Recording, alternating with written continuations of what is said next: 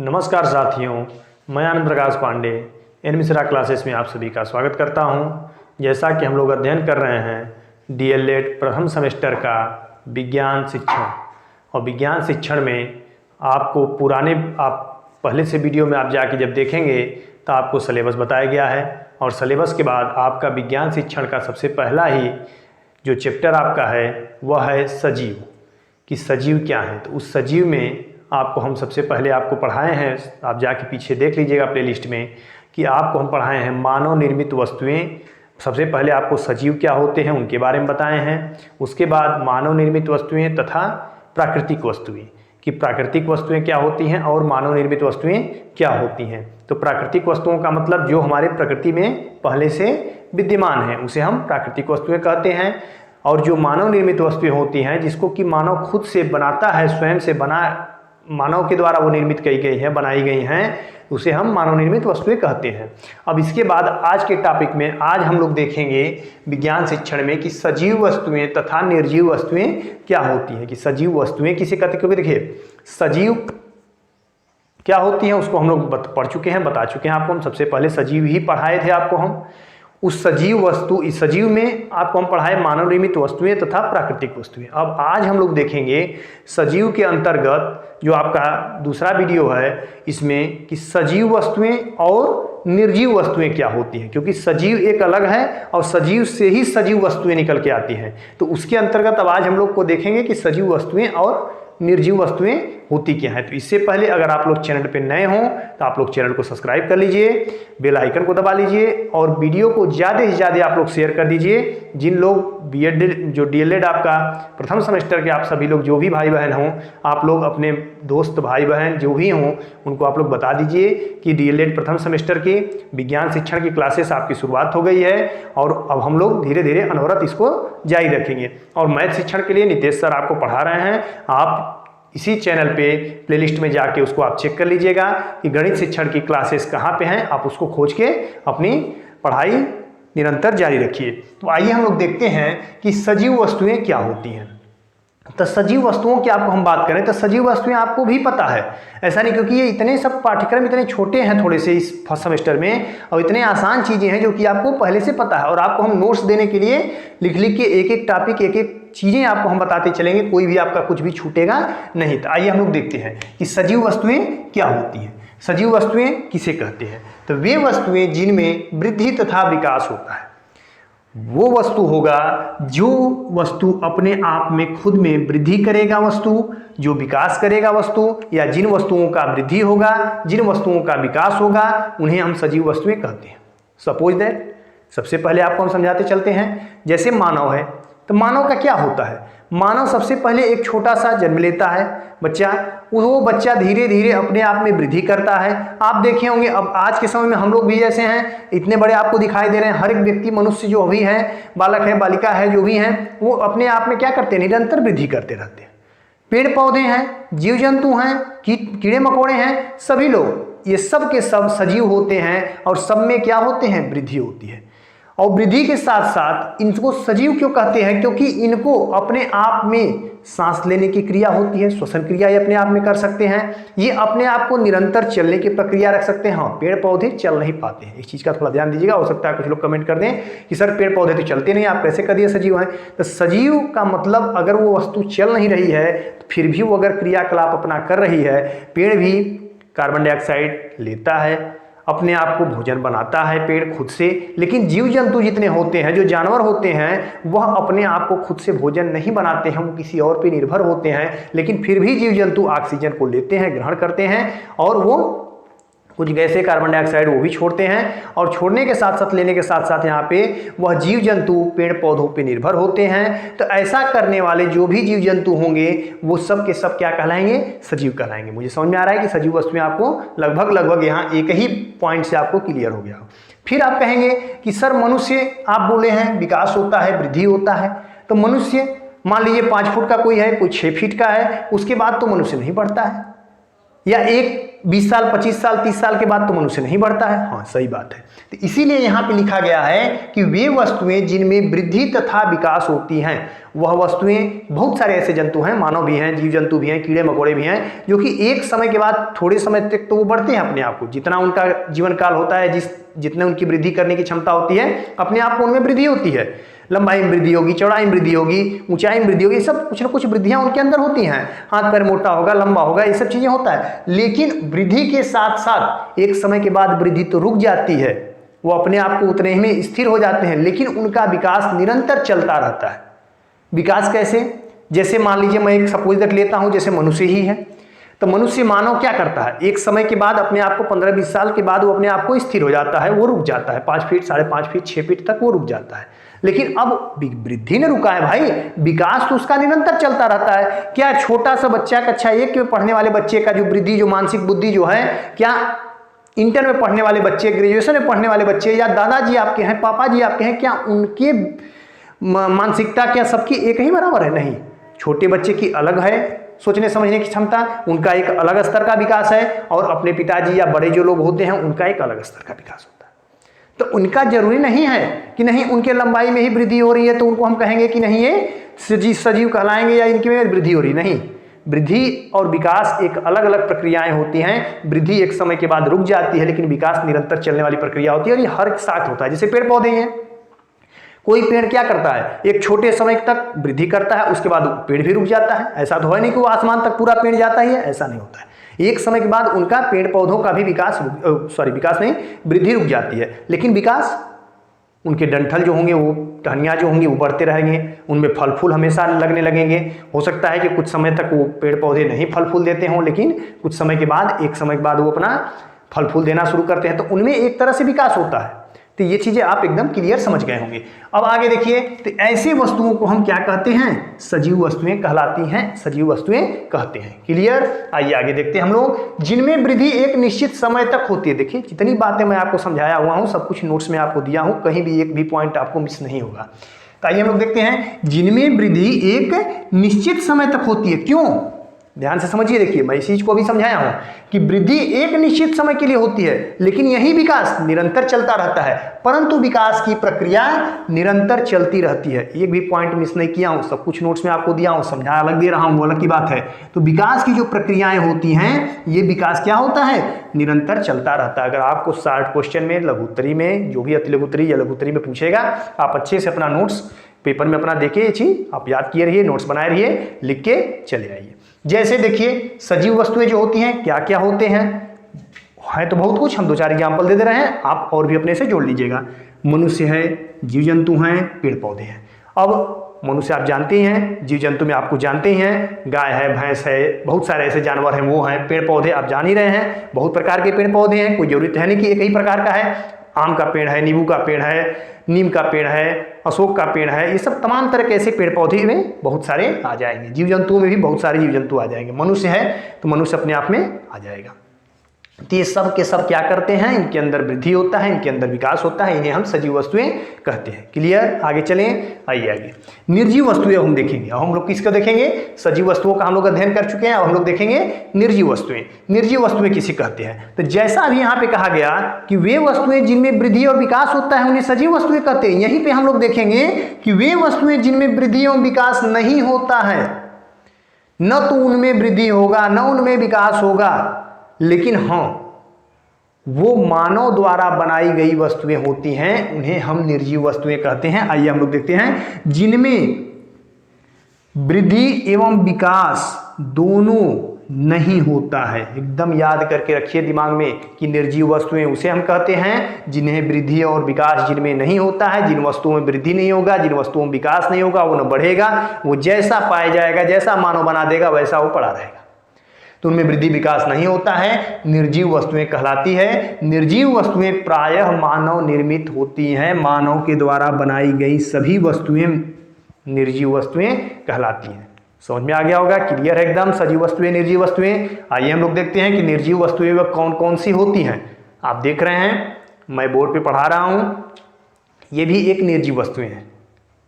ये बोर्ड भी आपका क्या है, निर्जीव वस्तुएं हैं। ये लकड़ी से बनाया गया है, एक मानव ने बनाया है। इसे मार्कर आपको दिखाई दे रहा है, ये मार्कर भी एक निर्जीव वस्तु है, इसको मानव द्वारा बनाया गया है। ये हमारे लेखनी में कार्य करता है, बोर्ड हमें लिखने पे काम कर रहा है। तो इसमें जैसे हम लिखे हुए भी हैं, आपको एकदम क्लियर हो जाएगा। बोर्ड, मार्कर, घड़ी, हवाई जहाज, मेज, कुर्सी, ये सब तमाम तरह के ऐसे उपकरण हैं। घड़ी है, मोबाइल आपका फ़ोन है, ईयरफोन है, बहुत सारे ऐसी चीज़ें हैं जो कि मानव के द्वारा बनाई गई हैं। लेकिन ये सब कैसी हैं, निर्जीव वस्तुएं कहलाती हैं। इनका न वृद्धि होता है न विकास होता है।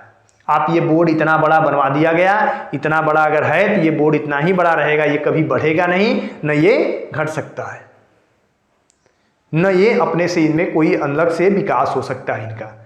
तो आपको क्लियर समझ में आ गया होगा कि सजीव वस्तुएं क्या होती हैं और निर्जीव वस्तुएं क्या होती हैं। इसको आप एक बार स्क्रीनशॉट ले लीजिए। आगे हम लोग देखेंगे कि सजीव वस्तुएं और निर्जीव वस्तुओं में क्या क्या अंतर है और अलग अलग क्षेत्र में। आप एक बार स्क्रीनशॉट ले लीजिए। तो आइए देखते हैं हम लोग कि सजीव वस्तुएं क्या क्या हैं और निर्जीव वस्तुएं क्या क्या। सजीव और निर्जीव जो वस्तुएं हैं, इन दोनों में क्या क्या डिफरेंस है, क्या क्या अंतर है, इसमें हम लोग देखेंगे। तो सबसे पहला देखिए क्या है सजीव वस्तुएं, कि सजीव वस्तुएं या सजीव वस्तुओं को ऊर्जा प्राप्त करने के लिए भोजन की आवश्यकता होती है।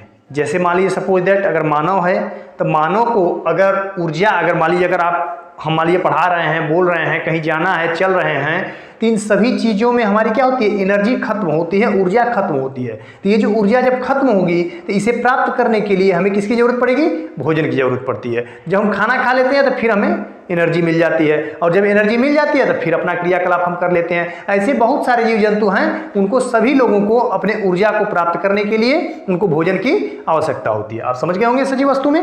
अगला ये निर्जीव वस्तुओं में, और निर्जीव वस्तुओं को भोजन की आवश्यकता ही नहीं होती है। जो निर्जीव वस्तुएं होती हैं इनको भोजन की आवश्यकता होती ही नहीं है। सजीव वस्तुओं को तो ऊर्जा प्राप्त करने के लिए भोजन की आवश्यकता होती है, लेकिन निर्जीव वस्तुओं को भोजन की आवश्यकता ही नहीं होती है। निर्जीव वस्तुएं जैसे के वैसे होते हैं। जैसे मार्कर है, अब इसको भोजन की जरूरत है कुछ नहीं है। बोर्ड है, इसको है भोजन की जरूरत कुछ नहीं है। तो इसलिए निर्जीव वस्तुओं को भोजन की आवश्यकता नहीं होती है। अगला आइए, सजीव वस्तुओं में गति होती है। जैसे मानव है तो एक स्थान से दूसरे स्थान पे जा सकता है। आप कहेंगे पेड़ पौधे हैं, तो पेड़ पौधे तो कहीं जाते नहीं हैं। हाँ, पेड़ पौधे जाते तो नहीं हैं, लेकिन फिर भी उनमें गति होती है। किस तरह की गति होती है, वो पेड़ पौधा धीरे धीरे धीरे धीरे अपनी गति को क्या करता है, बढ़ाता चला जाता है। वो चल तो नहीं सकता है, लेकिन वो पेड़ अपने आप को क्या करता है, गति करते हुए बढ़ते हुए चला जाता है। उसकी लंबाई में वृद्धि होती है। तो ये भी एक गति है। तो उसी तरह कहा जाता है कि सजीव वस्तुओं में गति होती है, लेकिन निर्जीव वस्तुओं में कोई गति नहीं होती है। निर्जीव वस्तु को गति करने के लिए किसी एक वस्तु की जरूरत पड़ती है। जैसे मान लीजिए मार्कर है, तो इसको हमें उठा के कहीं ले जाना पड़ेगा। किसी भी निर्जीव वस्तु को ले जाने के लिए किसी और अन्य वस्तु की जरूरत पड़ती है। ठीक, तो निर्जीव वस्तुओं में कोई गति इसलिए नहीं होती है। दूसरा पॉइंट। तीसरा पॉइंट हम लोग देखेंगे कि सजीव श्वसन करते हैं। जितने भी सजीव वस्तुएं होते हैं श्वसन करते हैं। जैसे मनुष्य है, श्वास लेता है। पेड़ पौधे हैं, श्वास लेते हैं। मनुष्य जो है श्वास को छोड़ता है, कार्बन डाइऑक्साइड को छोड़ता है, और पेड़ पौधे उसी श्वास को लेते हैं। और जो पेड़ पौधे होते हैं वो ऑक्सीजन छोड़ते हैं और मनुष्य उसे ग्रहण करता है। इस तरह की जो क्रियाकलाप होते हैं, तो सजीव वस्तुएं श्वसन लेते हैं या श्वसन करते हैं, और निर्जीव में श्वसन नहीं करते हैं। जो निर्जीव वस्तु होते हैं वह श्वसन की क्रिया उनके अंदर नहीं होती। अच्छा, हम मनुष्य पे समझा रहे हैं, जीव जंतुओं के भी साथ ऐसे ले सकते हैं आप। जैसे मछली है, जो कोई भी जीव जंतु को आप ले लीजिए, पेड़ पौधों के बारे में आपको समझा दिए कि पेड़ पौधा भी कार्बन डाइऑक्साइड लेता है। तो इनमें सभी में जितने भी जीव जंतु जो कीट भी होते हैं, कीड़े मकोड़े भी होते हैं, वो भी श्वसन करते हैं। तो इस तरह के जितने भी जीव जंतु आपके सामने, आपको जो कुछ भी समझ में आ रहा है, वो सब के सब श्वसन क्रिया करते हैं। तो इसमें सजीव जो होते हैं वो सब के सब श्वसन क्रिया करते हैं, लेकिन निर्जीव वस्तुएं श्वसन क्रिया नहीं करते हैं। आगे आइए, सभी सजीव उत्सर्जन की क्रिया में, जब जो भी सजीव वस्तुएं होती हैं जब वो उत्सर्जन करते हैं, तो उस क्रिया में जो भी व्यर्थ पदार्थ होते हैं उत्सर्जन में की क्रिया में, उसको क्या करते हैं, बाहर निकाल देते हैं। चाहे जो भी, जैसे पेड़ पौधे हैं, तो पेड़ पौधे श्वसन की क्रिया जब करते हैं, जब उत्सर्जन की क्रिया जब करते हैं, तो मान लीजिए सांस को उसने लिया, वो क्या किया, कार्बन डाइऑक्साइड को पेड़ लिया और उस पेड़ के लिए वह कार्बन डाइऑक्साइड अंदर जाने के बाद वह व्यर्थ समझ में आता है जब उसमें से ऑक्सीजन, पेड़ के लिए ऑक्सीजन क्या है, व्यर्थ पदार्थ होता है, तो वह ऑक्सीजन क्या करता है, बाहर निकाल देता है। और मनुष्य क्या करता है, उसी ऑक्सीजन को अपने अंदर लेता है और मनुष्य के अंदर जो ऑक्सीजन जाता है अंदर और वहां से कार्बन डाइऑक्साइड बढ़ के जो निकलता है वह मनुष्य के लिए व्यर्थ होता है, वो उसको बाहर निकालता है। उत्सर्जन क्रिया में ये तो मान लीजिए हम श्वास की क्रिया बता दिए, और भी मलमूत्र ऐसे हैं जो कि क्रियाकलाप उत्सर्जन की क्रिया में जो होती हैं उसको मलमूत्र को बाहर निकाल देते हैं। जीव जंतु के भी साथ यही होता है, वह अपने उत्सर्जन की क्रिया में अपना बाहर निकालते हैं। तो ये आपके रहा कि सजीव वस्तुएं उत्सर्जन की क्रिया में व्यर्थ पदार्थ को बाहर निकाल देते हैं, लेकिन निर्जीव वस्तुएं उत्सर्जन की क्रिया नहीं करते हैं। ये उत्सर्जन की क्रिया करते ही नहीं है निर्जीव वस्तुएं, तो बाहर निकालने और अंदर लेने की तो बात ही अलग है। तो यहाँ से आपको क्लियर समझ में आ गया होगा कि ये उत्सर्जन की क्रिया करते ही नहीं है निर्जीव वस्तुएं। जो कुछ भी सजीव वस्तुएं क्रियाकलाप करते हैं ठीक उसी का उल्टा आप निर्जीव वस्तुएं लिख दीजिए, आपका आंसर वहीं फाइनल। आगे आइए, सभी सजीव वस्तुएं प्रजनन क्रिया करके अपने जैसा ही जीव उत्पन्न करते हैं। इस बात को समझिए कि जितने भी जीव जंतु होते हैं वो सब के सब प्रजनन क्रिया करते हैं और प्रजनन क्रिया करने के बाद अपने ही जैसा जीव को उत्पन्न करते हैं। जैसे मानव का बच्चा होगा तो वो मानव की तरह होगा, गाय भैंस का बच्चा होगा तो गाय भैंस की तरह होगा, कीड़े मकोड़े कोई भी अगर हैं तो उनके अगर जो छोटे मोटे जो भी वो प्रजनन करेंगे और जो उनके बच्चे होंगे तो वो उनकी तरह होंगे, तो वो अपने जैसा ही जीव उत्पन्न करते हैं। आगे निर्जीव वस्तुओं में प्रजनन की क्रिया होती है, हम बताएं जो कुछ भी सजीव वस्तुएं हैं उनका ठीक आप उल्टा कर दीजिए, उसमें नहीं लगा दीजिए, वो क्या हो जाएंगे, आपके निर्जीव वस्तुएं हो जाएंगे। तो जो भी निर्जीव वस्तुएं होती हैं उनमें प्रजनन की क्रिया होती ही नहीं है, सिंपल, काम खत्म।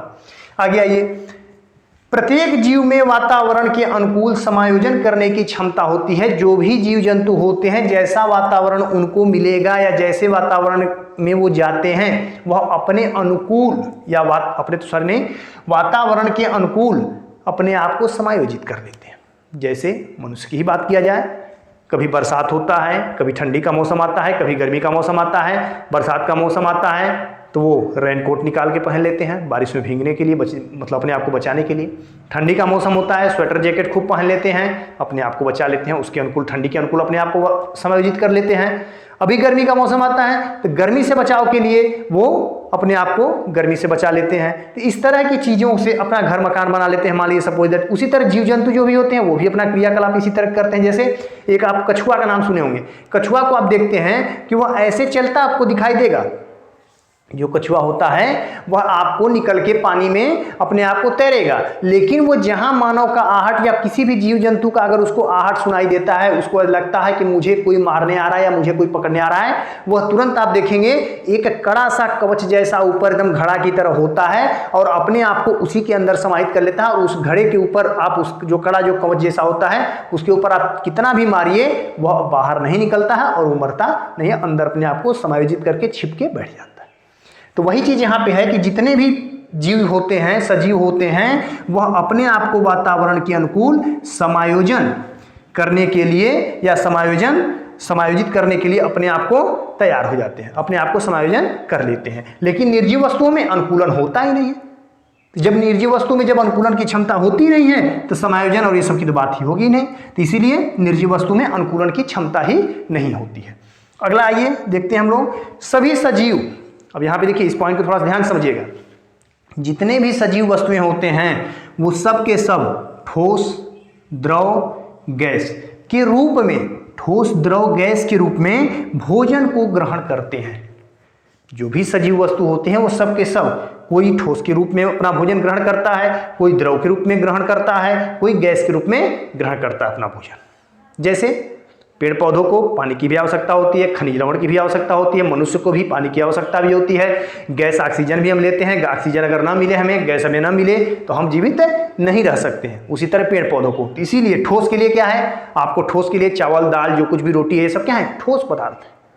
तो इसीलिए सभी सजीव वस्तुओं को ठोस, द्रव और गैस, द्रव में आपका पानी आ जाएगा, गैस में आपका ऑक्सीजन गैस आ जाएंगे और ठोस में आपका जो कुछ भी भोजन है वो आपका रोटी, चावल, दाल, ये सब आ जाएंगे। तो इसी तरह आपको सजीव वस्तुओं में ठोस, द्रव, गैस तीनों के रूप में भोजन के ग्रहण करते हैं इन तीनों के रूप में। लेकिन वहीं पे निर्जीव वस्तुओं में पोषण की आवश्यकता ही नहीं होती है। पोषण का मतलब इनको भोजन की आवश्यकता होती नहीं। निर्जीव वस्तु एक बार मानो जो बना दिया वैसे की वैसे पड़ी रहेंगी जैसे रहेंगी, लेकिन उनको भोजन की आवश्यकता नहीं पड़ती है।